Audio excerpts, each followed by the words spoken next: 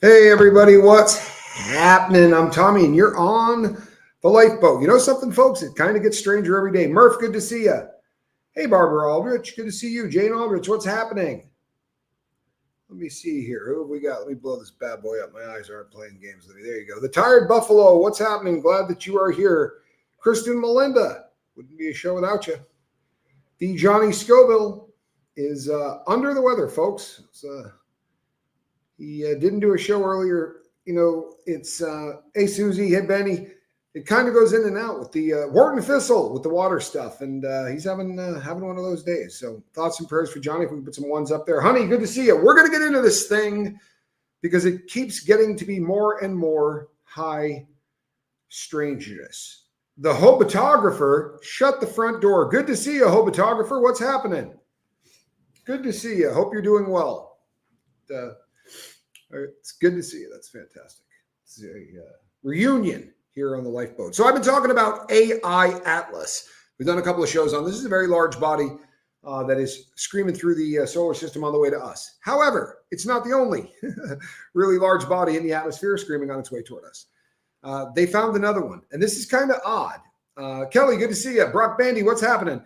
Because on July the 1st, some information came out originally. Wes Lightburn, what's up? And they told us about 3i Atlas. And they said it was, what did they say, Johnny Scoville? How many light years away? 10 light years. Somewhere around 10 light years away. Now, I know a light year is like every other year, but with a third less calories.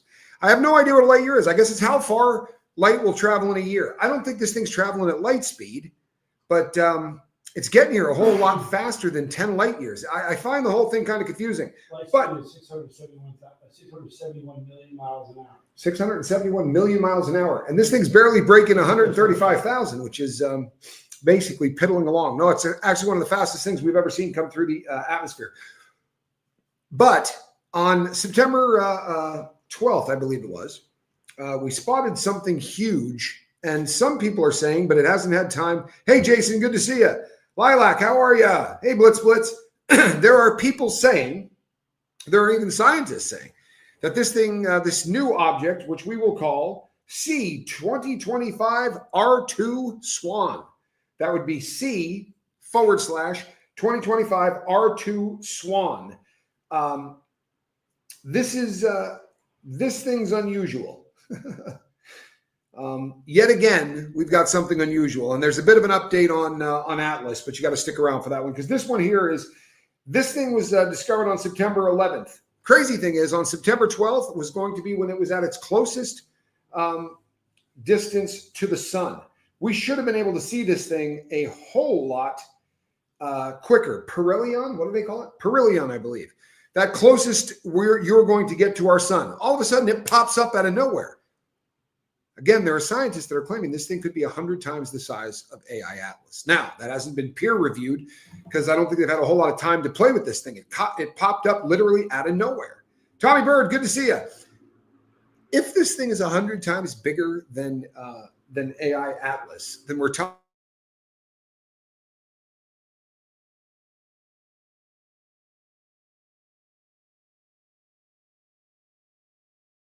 Would think of so much in terms of a comet, but something that you would think of in terms of a city, a very good sized city flying around out there. Now, like the last one, there are some unusual things about this thing, right? It's not, once again, it's not like everything else, and that seems to be a problem. Most comets don't show brightness the way that this one does. Most comets that get this bright are detected months or years ahead. The fact that it popped up so late suggests it either brightened rapidly or was hidden until it was already inbound. This bad boy is bright, really, really bright, as is AI Atlas. So there are some similarities. This one, however, is not interstellar. So this thing's not coming from outside of our atmosphere. I mean, not our atmosphere, but our solar system. This puppy is coming from within it. However, it only comes by about once every 22,500 years. So if by some chance you don't get a good look at it, it's probably your last shot. That's all I'm saying. If you don't catch R2 Swan on this pass. You're going to have to wait 22,500 years for the next one to come around. Ancient astronaut theorists. You're going to see a lot of them on even mainstream news in the next couple of weeks. There's going to be a whole lot of people that have been sort of fringe players for a long time that now are going to start getting treated with a lot of respect, and people are going to be asking a lot of weird questions. Caroline, how are you? Good to see you from Scotland. I love it. Jesse, what's up, man? Long time no see. Good to see you. So here's the deal, man. This thing is supposed to show up closest to the Earth somewhere around the end of the second week of October. And then in the third week of October, AI Atlas is going to show up. Both of them are going to be blinded from us by the sun at the same time. And I was talking yesterday about this because all of this stuff is sort of just coming out. But when I was talking about AI Atlas, I talked about how they turned supercomputers loose on this thing to determine what the probability is that it would take this route through the solar system, because it's kind of rare. It's not just zipping through the solar system like every other comet. It's going on a rather unusual orbit, which defies the normal gravitational pull of large bodies. And it's also timed itself to come through so that it gets a really excellent look at just about every cool-looking celestial body that way more than normal. You normally don't get too close to any planets. This one's going to get close to a lot of them. And now out of nowhere, people, something bigger than that. When they say we should have spotted it a long time ago, they don't mean like 2 weeks ago. They mean like we should have seen this puppy coming a long time ago. But coming in at warp speed, just hit the brakes one time. Like, exactly. Johnny Scoble said maybe it's coming in at warp speed and just jammed on the e-brake. Or maybe it just cloaked itself, because all of a sudden out of nowhere on September the 11th, boom, this thing is just as bright as you would ever want to be.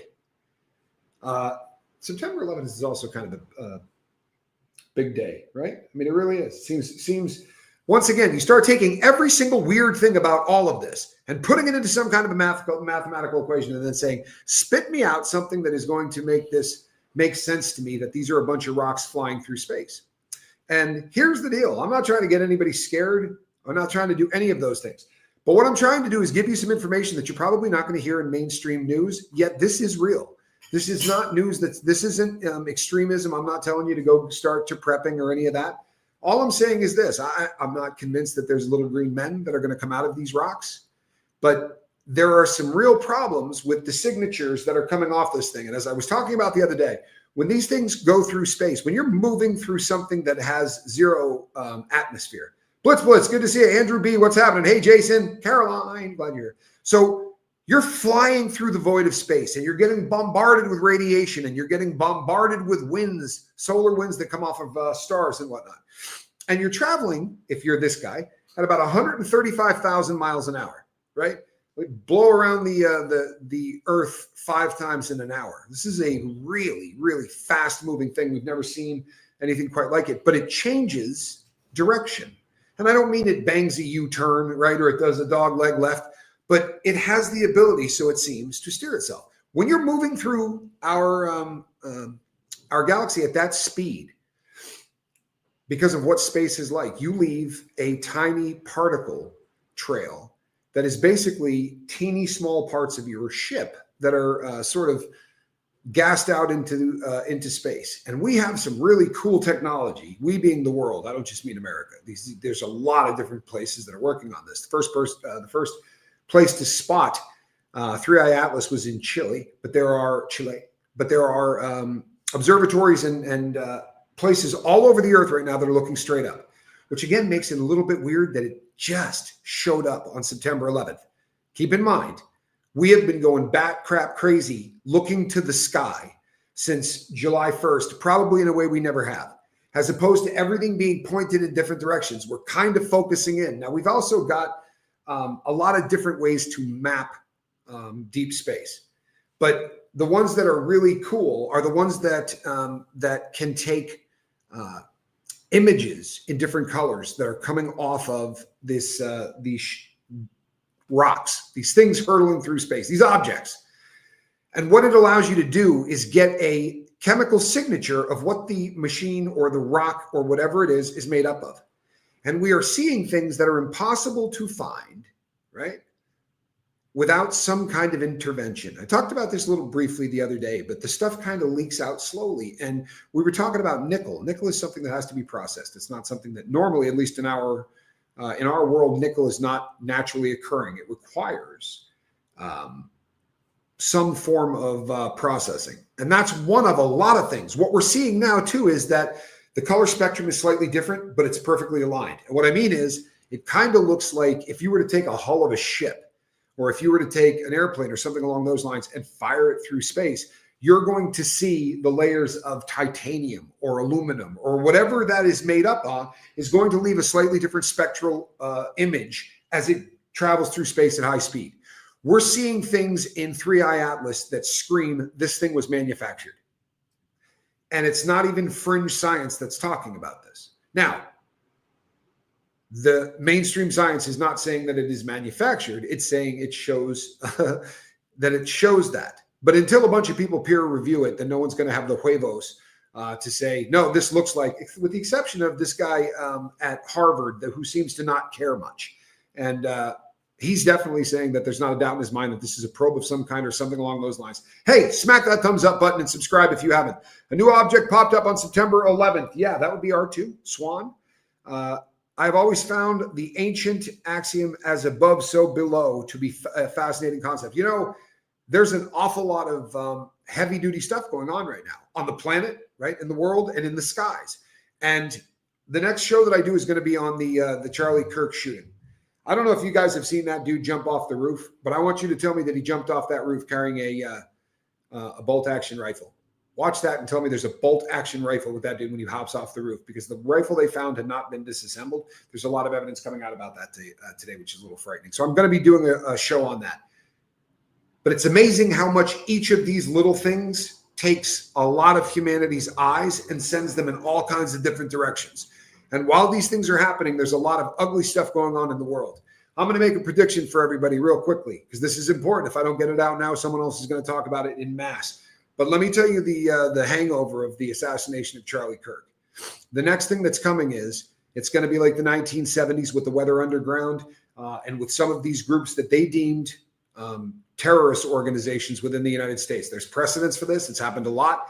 But the old adage, never let a crisis or a tragedy go away without taking advantage of it. Don't waste a good tragedy kind of thing. I have a sneaky suspicion that we're going to see more rights taken. We're going to see some stuff that's going to look a lot less like the country that we grew up in and a lot more like the countries that we really don't want to be. I see more of a police state coming, and it's going to be coming quick. And I'm saying that now because I promise you smarter people are they're taking the time right now to edit this together, right? So they're not going live. I want you to have an opportunity to hear it here first. Wait until you see what's about to happen. I promise. There's too much about this shooting that doesn't make any sense. None.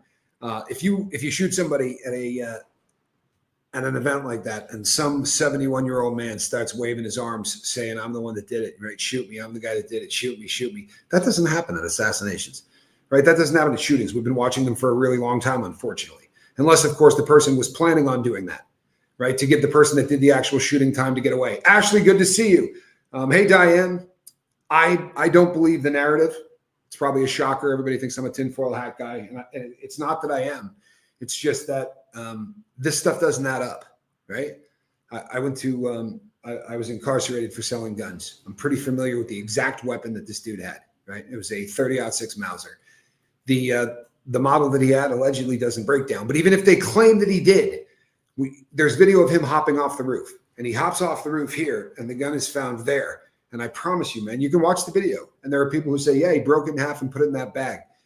I mean, that was a duffel bag. It wasn't a backpack. It was a duffel bag. The barrel alone of that gun would be tough to get in there. And he just didn't have the time to do it. It smells. But anyway, watch what's coming. Promise you. Pay attention. But back to the sky. Sorry. Had to get that in because this is going to be old news by tomorrow. It's brightness versus the distance anomaly, right? Normally, comets fade quickly after perihelion, getting closer to the sun. But R2 is staying unusually bright even after moving away from the sun. And that's according to JPL and a couple of other places. There are other scientists that are saying it's getting brighter, which makes absolutely no sense. But there are also other scientists that are saying that this is 100 times bigger than 3I Atlas, with the Interstellar one, which is 28 miles across, right? So we'd be talking about 280 miles. Think about that for a second, right? No, that would be 10 times. What we'd be talking about is a horrifically large rock, if it is in fact a rock. Possible outburstings. Swan has already showed volatile activity spikes, brief period where it brightens far more than expected. If that sounds at all familiar, it's because 3I Atlas did the same thing. Now, we go back to science that we know for comets, and we go, this thing's about to break up into a bunch of pieces, because that's what happened was when the core gets that way or whatever. But nothing else, right? Nothing else has actually, it hasn't done anything else according to science. These particular travelers, I don't know what the hell they are, but these large things that are out there cooking are doing things that nothing else has done before. I talked about the carbon dioxide that these things are letting out. There is a new theory. Somebody actually said it in the chat the other day, but now it's starting to get some traction, and you're going to hear ancient alien theorists and a lot of other people begin to talk about this. And stick around, folks, because I'm tying all this in at the end. But one of the things that they're saying is, if you wanted to terraform a planet, right? If you wanted to go to Mars and get Mars to start jumping really ahead of exactly where it is, right? What you would do is put massive amounts of carbon dioxide into the atmosphere, and it would start to liquefy any water that was there. It would start to create humidity. It would start to trap a proper atmosphere. And that would lead, in theory, to things like photosynthesis, right? You'd start to get some green plants. Those green plants would have nothing but carbon dioxide to breathe, including, by the way, algae, which would be one of the big, the biggest generators of oxygen. And you could literally terraform Mars if you had enough nitrous. If you had enough gas to go in there and blow all that off, you could get done in decades what might take millennia. It's odd that this thing seems to have adjusted its pattern to get closer to Mars. Scientists are also saying that there's been some other weird activity at the poles of Mars in the last couple of decades that they believe may have been scouting probes or things along these lines. Here's what we're gonna all have to agree to. We're all gonna have to agree to the fact that this doesn't make any sense. Think in our lifetimes, how many times that a comet, we'll hear that Halley's or one of the big comets is coming by. If it's a small thing, we're not going to hear about it. But the big ones, the one you can look up in the sky and see, the great tail and the light show, the colors that are just awesome. It doesn't happen very often, right? Think of how many objects we didn't know that there were interstellar objects that, they had never touched the Milky Way, not to our awareness, right? And in a 2.5 year period of time, there's been 3 of them. None of these things are behaving exactly like a comet, with the exception of Borisov. That was one of the interstellar objects. And it, by all accounts, it was a big chunk of ice. And you know something? I think Borisov, although it's boring to beat sin, is just as important as all the others if we're trying to do this in a matter of critical thinking. Because what that means is this, that interstellar comets exist, and they're comets, and they act like comets.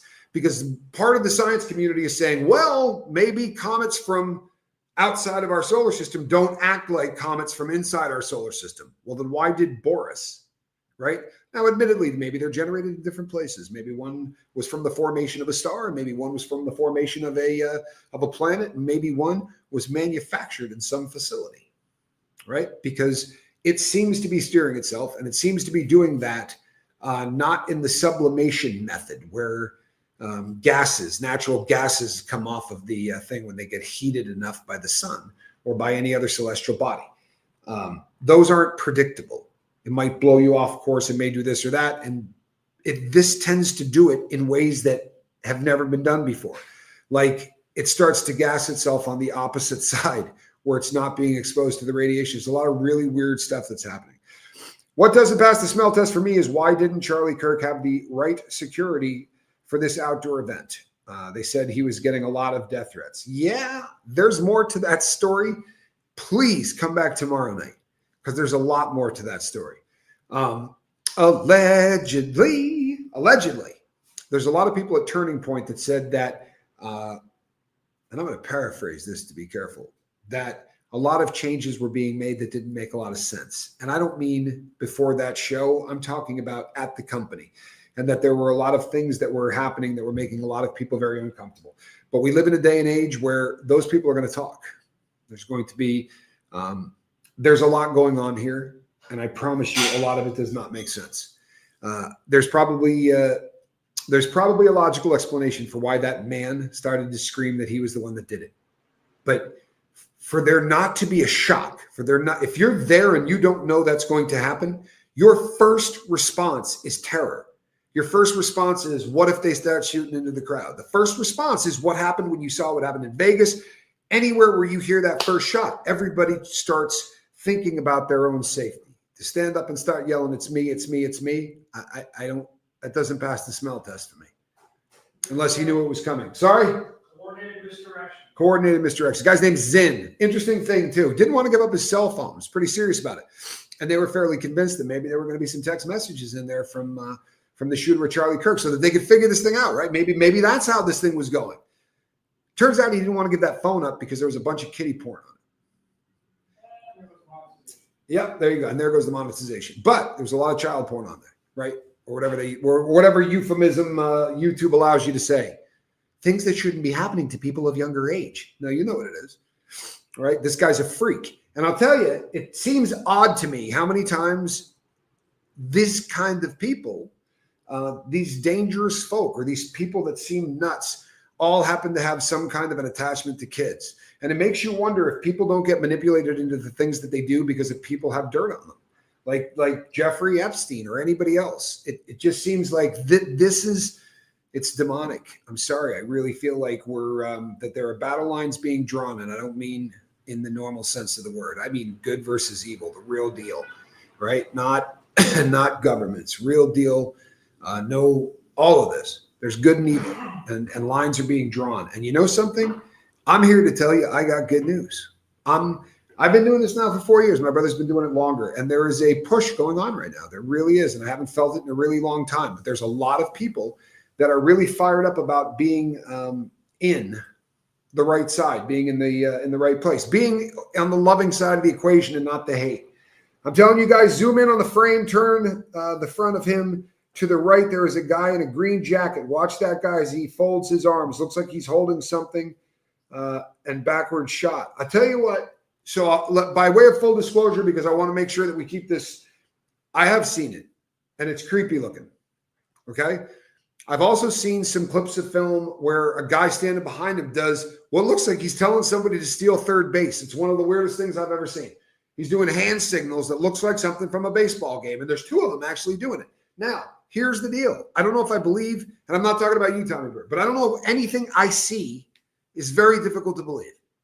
I mean, I think we're in that day and age that what we see is hard to believe because we know full on that in 4 minutes, I can make on a computer an aircraft carrier take off out of the water, fly away, right, with fire shooting out below it. And if you showed it to somebody that had never heard of AI or computers, they'd go, holy hell, man, they got flying boats. I think it's unbelievable. We live in a day where all of this could be manufactured, but there are a stink load of people that are getting investigated in this. A lot.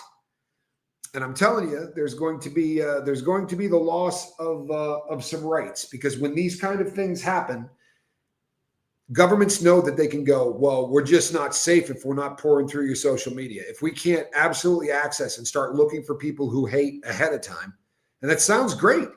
Those kind of things sound great. Please do that, right? And we happily give up our rights to things like, privacy, Fourth Amendment, all of the things that kind of make a free society in theory. But Ronald Reagan talked about it on the last two shows. How fast would we come together as a world if we thought that we were being invaded by aliens? How hard do you think it would be to make us believe we're being invaded by aliens?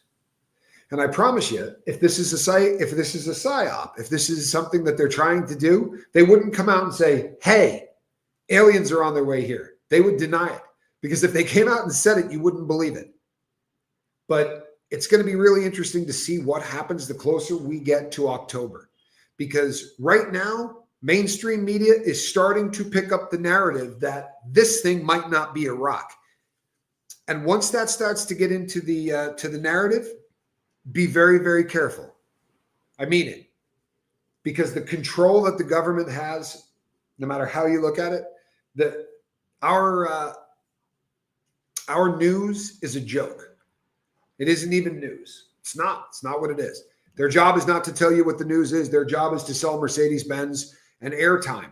And it's to get you to look as long as you can at their product. And if all you did was tell the news, they would go from one channel to the next to see who was doing it better. They would literally shop around. But that's not what happens, right? Like everything else, the news has become an echo chamber. So yes, this man got shot. But depending on what news you watch, they're going to say, well, the way he talked, I mean, he kind of brought that to his own door. It's terrible. Should never happen. No one should ever do that. But when you really egg people on, this is the kind of thing. And then if you go over to the other one, they're going to say, well, the lunatics on that side, this is who they are. It's out of control, right? And then they're going to harp on the fact that this guy had is it a gay partner, a transitioning partner from male to female? And there's a lot to think about around that partner, right? Because the narrative right now is that partner's cooperating and is a good citizen, right? Stepping up to the plate to go, hey, I want to help. I promise you, that's not how it's going to come out when it's all said and done. I promise you, it's just not how it's going to come out. That lover, whatever partner, they're not cooperating because they want to be a stand-up citizen. They're cooperating because they're knee-deep in this. That's my humble opinion. And it is only an opinion. But you watch it. I don't see this partner wanting immediately to help out the fascists that they hate, because by all accounts, the partner had a very serious influence on this person. One of the reasons he was not fond of Charlie Kirk is because he thought Charlie Kirk was going after trans and gay people in a way to try to destroy their rights and all of that jazz. So if the person that you are dating is somewhat vocal and in the process of transitioning, it's going to have an effect on you. Not saying she radicalized him, and you notice that I'm doing the pronouns correctly because I'm a stand-up cat. I'm not trying to upset anybody. Joseph, good to see you. How are you? Horton Thistle, good to see you. I have no problem calling that person a woman. It's you know what I mean? Why? What? Well, it's not a woman, it's a man. But I don't have a problem calling her a woman. I mean, if that makes her happy, I'll say her. But it's a fairly simple test. I promise you. I'll tell you about it later. Will, good to see you. What's happening? It's a line of sight thing, Johnny Scoville. It's really a lot simpler than you think.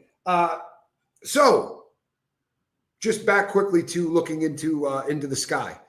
The mathematical probabilities of all of the things that are happening with these make this thing a once in a gazillion year kind of occurrence. The fact that both of these things are going to be coming at the exact same time, and that there will be a chunk of time where both of them are completely blind to us. We're not going to be able to see them in any way, shape, or form. Sometime in December, they're just going to simply disappear for about 2 weeks. And that, folks, is interesting. Does the Space Force have anything to offer us in defense from these strange things out there in space? That, Tired Buffalo, is a fantastic freaking question. I mean that. That is the question. And it's about 3 lines down to what I was going to get to, but it's the perfect time.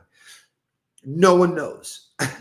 No one knows. What we do know is there's been a lot of stuff deployed into space that may or may not be satellites. There is some kind of a treaty where we're not supposed to be putting certain things into space. Trust and believe. If you think that there's reason, then you're probably going to do that anyway. I don't feel like we follow the rules, and I don't feel like any of the people that are not us follow the rules.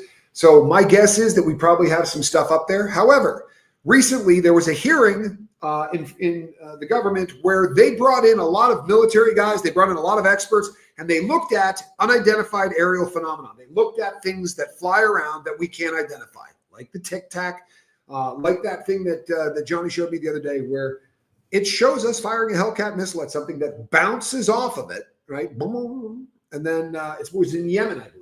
So, somewhere near Yemen. But there are things out there that we can't identify. And these hearings, they were fireworks, man.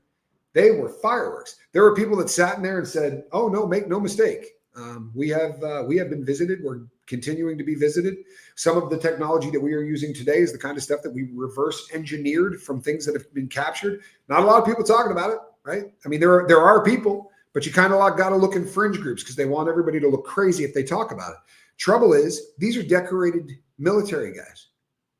These aren't kooks in RVs, right, with a 12-pack of Genesee cream ale, fishing somewhere. And these are guys that have really illustrious careers, that have super high education and aren't the kind of people to make up stories. And in most cases these days, these things are on film. So we're getting to a place where we can no longer say safely that there is not something that's here, right? So my guess would be that the Space Force has probably got a plan of some kind. However, we're probably, the spiffy uniforms. One of the problems becomes that most of the weaponry that we have down here would probably be worthless against something of the sizes that we're talking about. Yeah, Johnny said you saw Independence Day. So, and on that vein, maybe don't run up to the doors. Like if this thing does show up and it drops down, don't run up and go, "Oh my God, it's beautiful." You saw how that worked out on Independence Day, right? No bueno. Audra in Denver, good to see you. Now. Again, I want to tell you something. I'm not tripped out. I'm really not. And I'm not doing a doomsday thing. I'm not saying that the sky is falling. I'm not saying any of that. But what I'm saying is this is scaring the hell out of a lot of people. And the things they keep telling us, like we should have seen this months and months and months ago, but it just didn't want to show us any light until it got right into our neighborhood. Right? That's odd. Yeah, it's suspect. And it's not small, it's huge. So with all of these things here at once, you do have to say to yourself, well, if these things are of alien origin, then why do you need two? I mean, now you start looking really like an armada. Now you start looking like maybe they're hauling in troops or something along those lines. Now, that's because we think with the mind of people down here. They might just, right, zorch this whole bad rock and all of us will be gone. But I don't believe any of that's going to happen. I think if these things have any kind of an alien thing, again, I've always thought that aliens probably aren't aliens, is what it is. Maybe interdimensional. I think that there's a lot on this planet that we don't fully understand. But do you know what I do believe? I believe it always comes back to one thing, and that's good versus evil. Bottom line, it's good versus evil. And there's a lot of people that believe that if an intelligent life form from another galaxy shows up, that they're always going to be coming here to enlighten us on how to be much better creatures. I think that's a pretty damn big assumption, right? We basically just got, if we're talking about a civilization that can build a ship that can travel basically close to faster than anything we've ever seen, and do all kinds of things that seem far more advanced than what we would have here. So by comparing us to some of the stuff that they're talking about, interstellar travel, whatnot, we're just learning to crawl. And while we're learning to crawl, we're screaming through a megaphone at the top of our lungs, "Hey, come over here and check me out. I'm crawling." I think it's a dangerous thing, honestly. All that firing stuff out into space, what if there is stuff out there? What if they catch that and go, "Hey, sounds like a wounded bird." You know, it's the deep forest thing. Maybe don't make a lot of noise. Audrey, I hope you feel better soon as well.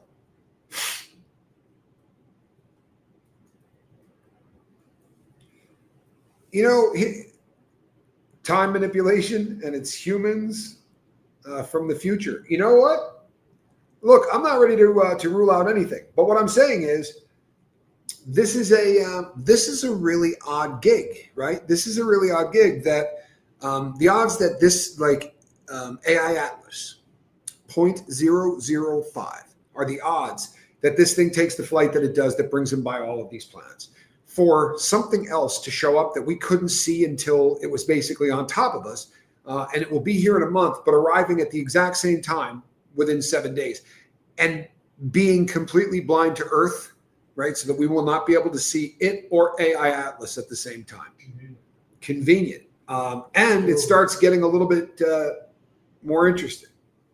They also came from different galaxies. They come from ships. Well, one came from Interstellar galaxy. The other one did come from the Milky Way, but it's on a really sort of, it goes and checks out the neighborhood before it comes back. 22,500 years. Now, as I've always said, if your faith in whatever it is you believe is strong enough, then I don't think it's a problem looking at other things, having conversations, discussions.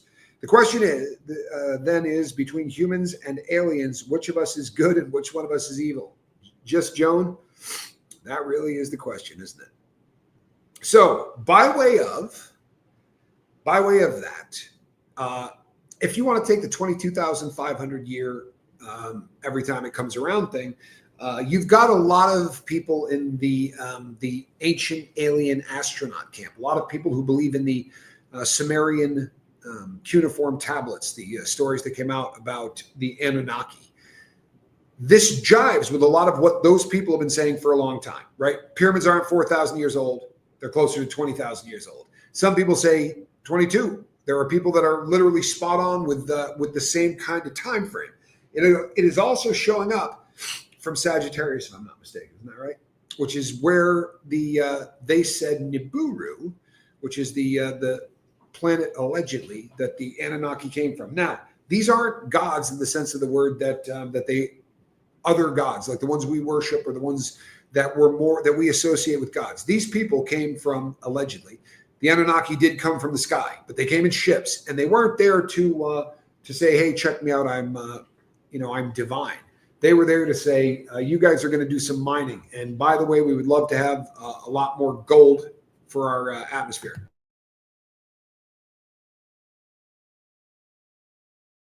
They weren't benevolent in the sense that most deities are.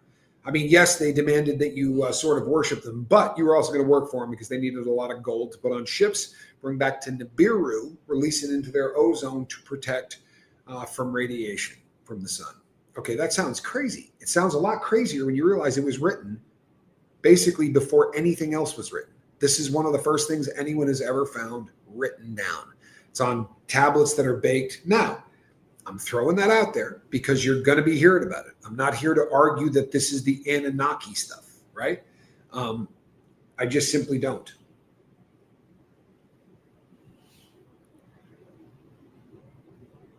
It's, but I'm open to listening to what people say, and it does make for fascinating conversation. Tommy Bird says, I have a problem believing in intelligent life forms from outer space because I believe so much in the Bible. Would they be sinless if not?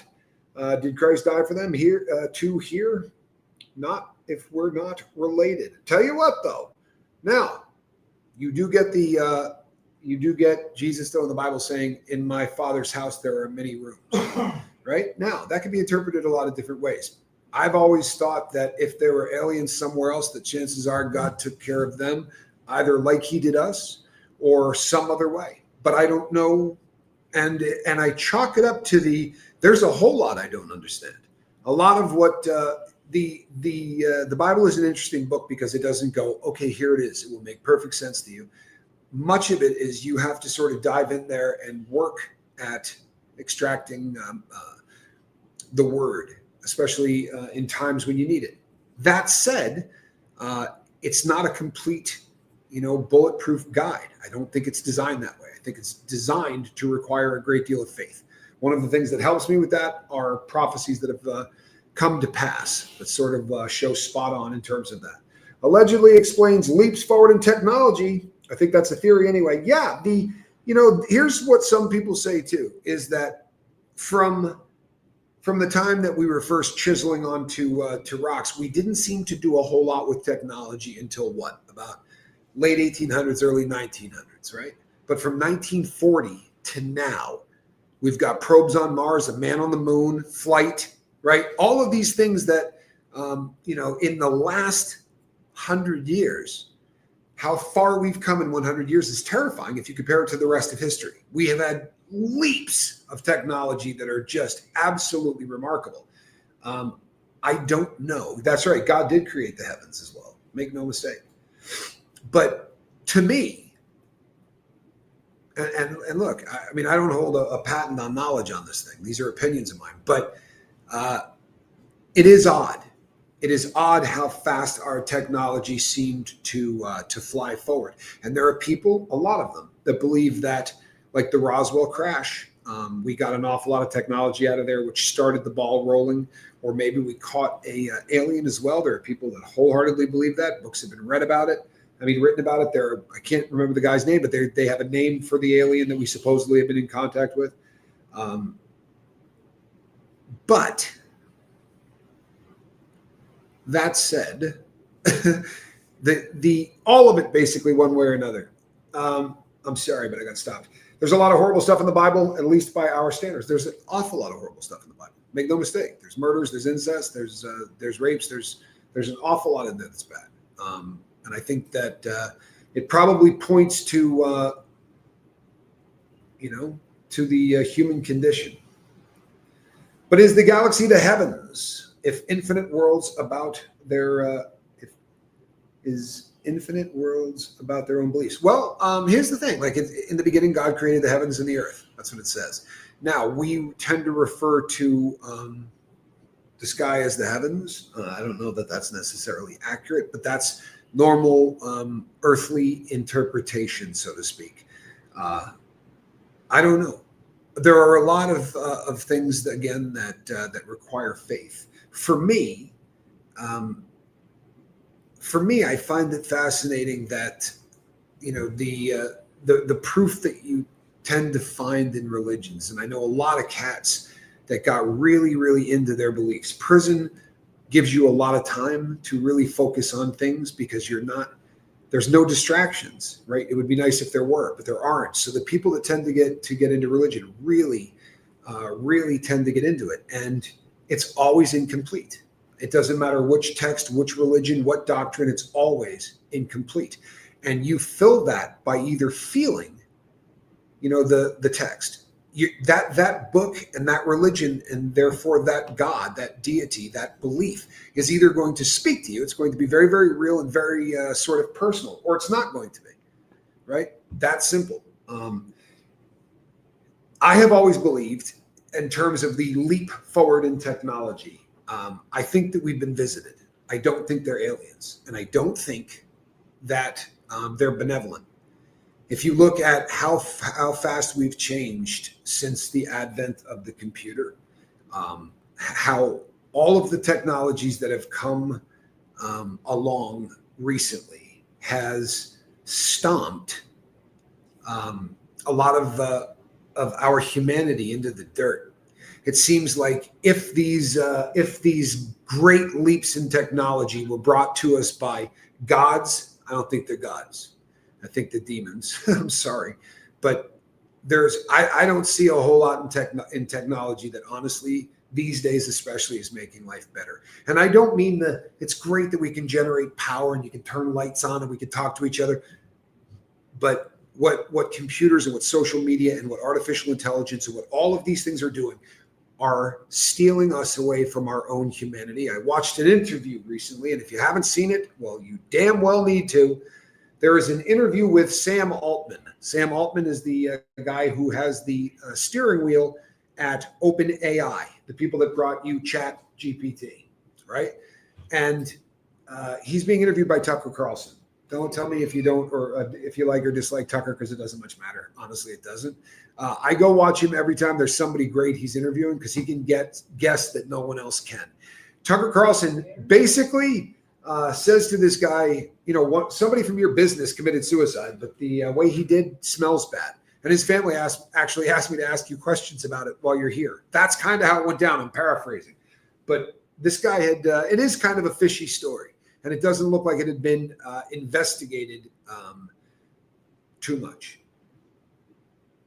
Am I on a demon device? Absolutely you are. Now, But we all are. Yeah, but we all are. I'm standing in front of one filming on it. I don't believe, look, I'm going to use this thing for as much good as I possibly can. But the algorithm pushes evil. The algorithm pushes hate. The algorithm pushes violence. They don't even deny it. And they suppress content that is, and the reason they do is they'll say it's a reflection of you, man. People don't want it. It's why we don't send it to them. I'd like to believe that that's not the truth. I'd like to believe that that's not the truth, but it might be. Heather Rhodes, good to see you. Glad that you're here. But I have good news. I really do. With all of these things happening, the people in Gaza are getting rounded up, and we're in a really, really weird place. We're on the brink of World War III, like we probably haven't been before. There's a lot of weird stuff in the sky heading here, but I believe that there's a rebirth that's taking place right now. I have not felt anything like this in a very long time, and there's an energy, there's a swell, there's a different feeling among people right now in this environment. I think people are sick and tired of the hate. I think people are sick and tired of the negativity. I think it's hard to imagine for me a neighbor coming up and going, "Man, I'm so glad they blew that dude's head off." But I don't have any problem at all picturing a neighbor getting on, not here, but when I lived home, a neighbor getting on his social media or getting on his phone and doing the exact same thing. What this has done is stolen the humanity out of us. Things we never would have said to a human being in public. We don't think twice about saying stuff like that. People who are stone cold cowards all of a sudden, start feeling like they're tough because they make videos from their car or from mom's basement. It's really changed a lot of who and how we are, which is sad. It's to me, this is a time right now when all of us kind of have to do our best to raise the bar.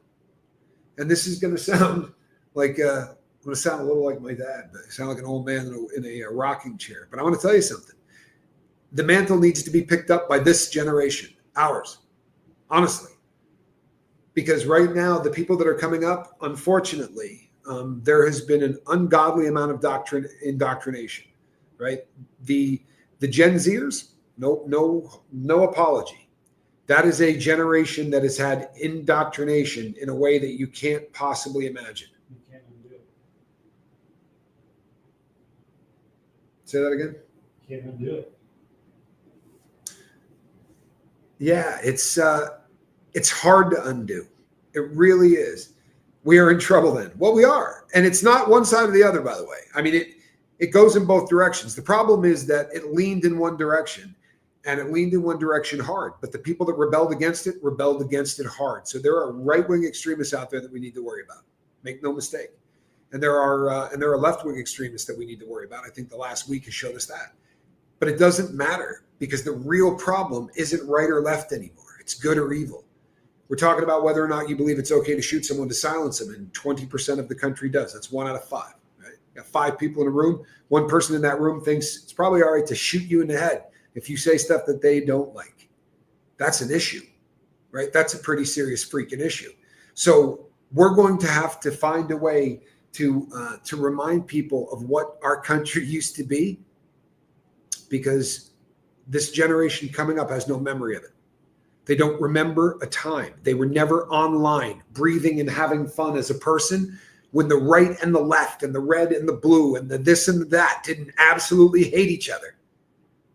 They don't know a time where people in government worked together because they wanted to take care of the people, the constituents, right? Those who voted for them, netizens.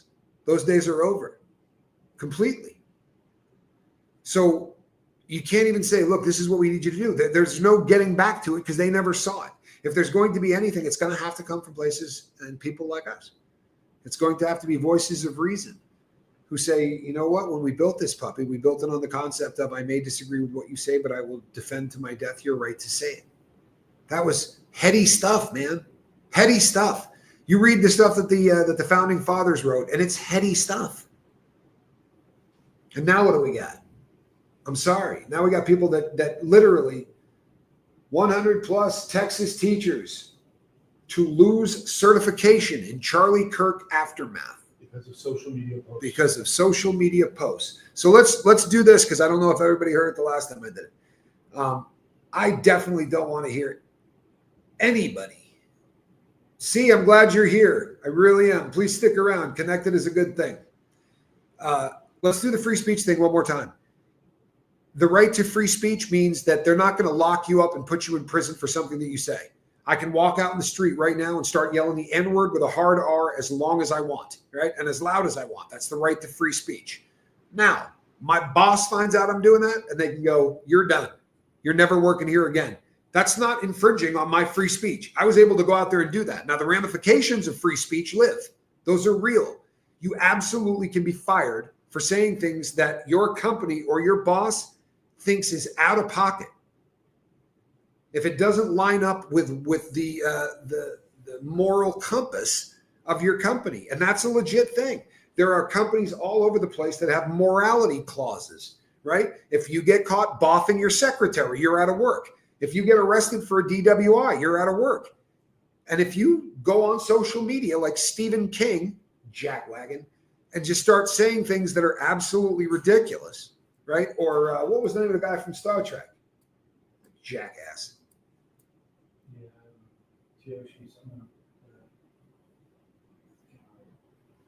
You know, tired buffalo, it's a hard thing, man. It really is. It's a hard thing. Because I want to tell you something. If ever there's been a time where we might wake up tomorrow and realize that everything that we're watching on the news might be AI, this is it. This is the time, right? This is the time.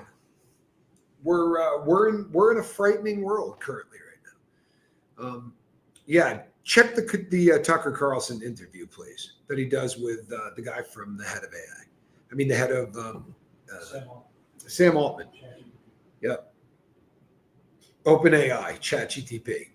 He asked him about the suicides, and he said that's the one thing that keeps him up at night, is that really frightens him. But he also argued that, hey, you know what?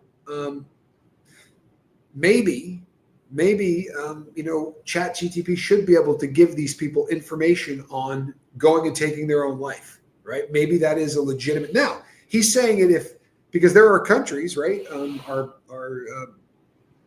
Our neighbors to the north, right? Canada, I believe allows for people to choose to take their own lives, right? They have places set up. There's a lot of them all over the world now. There's thousands of people a day that choose to go in and take their own lives. And whenever that gets pitched, it's an 85-year-old person who's dying of cancer and is absolutely miserable. But like everything else in life, once you pass the law, a 22-year-old guy who doesn't make a lot of money and his girlfriend just broke up with him could still walk into that place and say, I'm out.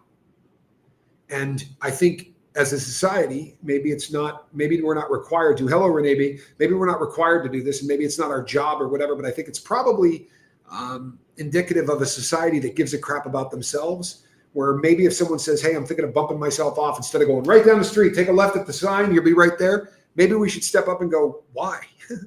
Why? How about if we sit down and talk? Maybe there's a way we could do something that can help. Maybe we can talk and figure something out here so that you don't want to take your life. I mean, you're young. This would be tragic, right? But ChatGTP. Oh, and he addressed what we were talking about the other day. He actually admitted to the hallucinations. And he said that there's a lot of them, although the newer version has less. Soylent Green says, Ashley. Oh, man, I haven't heard the word Soylent. I haven't heard Soylent Green in a long time. Yeah, it is a good time to hit the like and subscribe. Thank you. I appreciate that.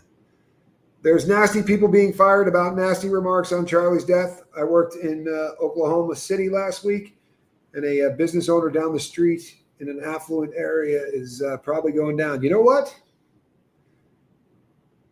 Logan's Run was a great book. It was a great book, although not if you're our age. Then by 30, I think everybody was gone. I'm all for free speech. And you know what? You believe in it, believe in it.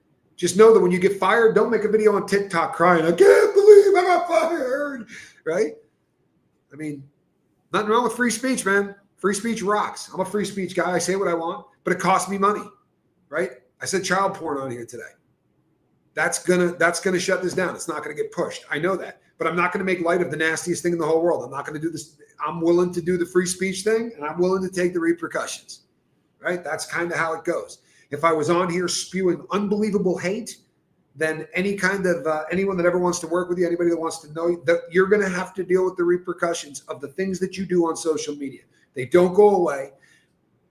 And if this catches fire, if people start to go, you know what, we're just not going to take that anymore. And I don't mean we're going to kick their doors in. We're going to string them up. We're going to make sure they can't talk. We're going to cut their tongues out. I mean, we're not going to go look at it. It doesn't matter how much they hate if nobody goes and looks. If you find yourself on something and it's hateful, either what the person's saying or if the chat, if you're somewhere and there are people talking about how they wish this person was dead or this person, is a piece of whatever, then you're part of the problem. Get out of there. For real. You're giving them a view. That's the world we live in today, right? Views will keep people doing the same content unless they're running purely on their belief system, and there are idiots like us. We exist. But if not, they're going to cave to it. I could come out and do a really controversial show on Charlie Kirk, put a really clickbaity thing up there, get a lot of people pissed off, and probably make a pretty good paycheck. But it's not my get down. Free speech is in the Constitution, but it doesn't mean you can you can yell fire in a crowded theater. And there will always be consequences for actions. That's right. You can go outside with a bullhorn and start yelling racial slurs. However, if you do it on my front porch, that's still free speech, right? No. Now you're on my front porch, and I can shoot you in the chest if you're yelling the N-word with a hard R. If you do it on my front porch, there's a problem. Free speech does have constraints. There are people who tend to believe that free speech means that I can say anything I want, whenever I want, in front of anybody, and nothing can ever be done to me because of it. Free speech means they can't put you in jail or prison for the things you say. But there are consequences for everything that you say if it's stupid. I promise. I got a great site on YouTube showing quite a few.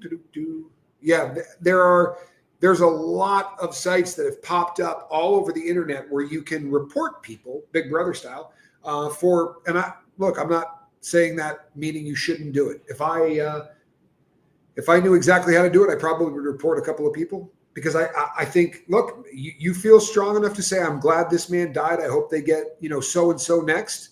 That's it, man. Okay, let's tell the world you said it. Right? It's your words.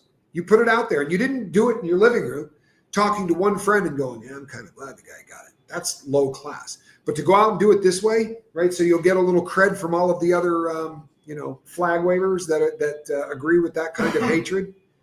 Boy, the things people will do to fit in. I just read about a case where a woman who lost her son went to Switzerland and got the assisted suicide.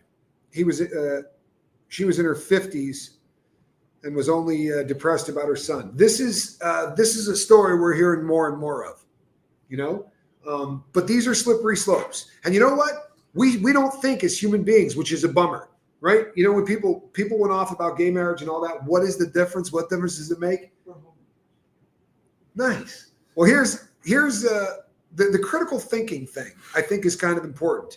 When everyone is yelling about gay marriage, here's the problem. If you go, hey, you know what? Look, marriage is not just between a man and a woman. It can also be between a man and a woman or a woman, right? Everything's good, right? Okay, why can't it be between me and two women and one man? Why is that love not as cool as everyone else's love? And then from there, it's why can't I marry Squirrel? And pretty soon you find yourself on slippery slopes that don't make any freaking sense. But as a culture and as a world, we always think this much, but we don't think to the next one, right? And you start to set these things up. Another great example. When I was in federal prison, we were playing poker, and the guy said, you want to hear something crazy? I just read in a magazine. I said, what? He said, there are people at the time, I believe it was Butner, South Carolina. He goes, there are two guys in there who are in there for images of kids, but they were manufacturing the child porn. Scumbags, right? And they were given sentences of 25 or 30 years or whatever. Their 30 years was up and the government went, we're not letting you out. And they said, we did our time. And they said, you did, but you're still a threat to society and we're not going to let you back out into the world where you're going to do the same thing. We're just not going to let it happen. And everybody was cheering this. And I said, sounds good. But how far down the road is it where they go, we're not letting you out? You're just going to make meth again, right? You've been busted twice making meth. I think I'm going to Tara, I really appreciate that. That's the very first one. I love it. Oh, you've never had such a hard time? Well, here's the thing. Maybe it's that South American number. But how long before they go, well, you know what? We're not letting you out, Tommy. You're going to rob another bank. All of these things sound great, right? But follow them through to their final conclusion, and it almost always gets scary. I like the idea that we could stop people from saying hateful stuff. But then who decides what's hateful, right? One man's hate speech, right, is another man's what? it's a really fine line once you start giving someone else the ability to say, you can't say that. You can say whatever you want, right? But if it incites violence, that's always been illegal. That has always been illegal. You can't yell words that incite violence. Free speech, you can say whatever you want, right? But if I go, let's all of us go and kill them, that's not free speech. That's inciting violence, and that absolutely can get you arrested. But once again, I hate to be a dick, but nobody studies this stuff anymore. For real, if you go up to the average person and go, First Amendment, Second Amendment, Fourth Amendment, the obvious ones, Eighth Amendment, most people couldn't tell you what any of those are because they don't teach civics anymore. They don't. We used to have to study all of that crap when we were growing up, right? We couldn't get out. I could not get out of high school until I memorized the preamble to the Constitution. You had to be able to stand up and say it. Like we had civics classes. That was something that we did. And I could still do it. Don't think you'd survive being married to Squirrel. She is a woman with attitude and sharp, pointed, long nails who doesn't accept being told she's wrong. You've met Squirrel. Hold on one second, as long as we're on that subject. Squirrel Nut Zipper, somebody just called your name. That right there, folks, is a cat in a basket. And a dang good cat in a basket. Sorry, but you can't work those in often enough. My daughter didn't like Charlie Kirk's views, but she's not a psychopath. She didn't want him killed, which is opposite to what I believe. But I love her. She loves me. We just don't argue about that. Well, you know what I have found? And here's the thing. If your kids disagree with you 100% on everything politically, don't argue with them. Just sort of give them the nod. Be kind. Listen to them. And in about 15 years, they're going to agree with you anyway.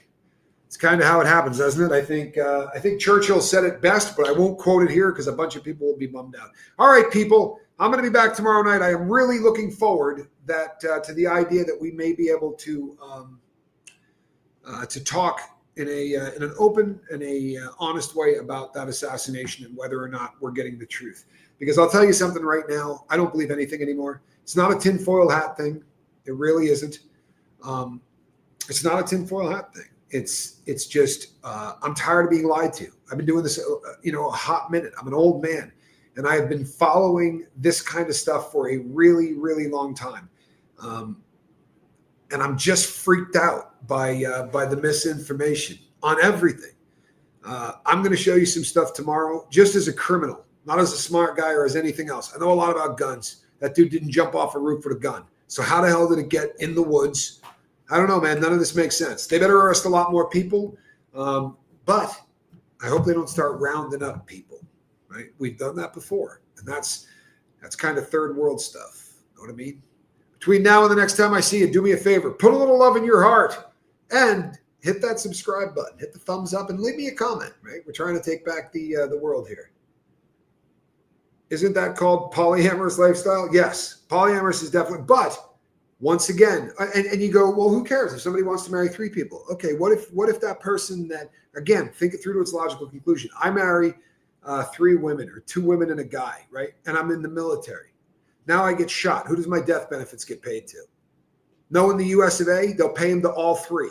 They won't divide it. All 3 of them will get the same death benefits. These are the kind of genius decisions that we make as a country that has put us into a debt spiral that's this close to the debt spiral where there's no coming back from it, where the amount of money that you bring in every year in taxes and revenues don't add up to the interest you're paying on the money. We're maybe 5 years away from that at the rate we're going.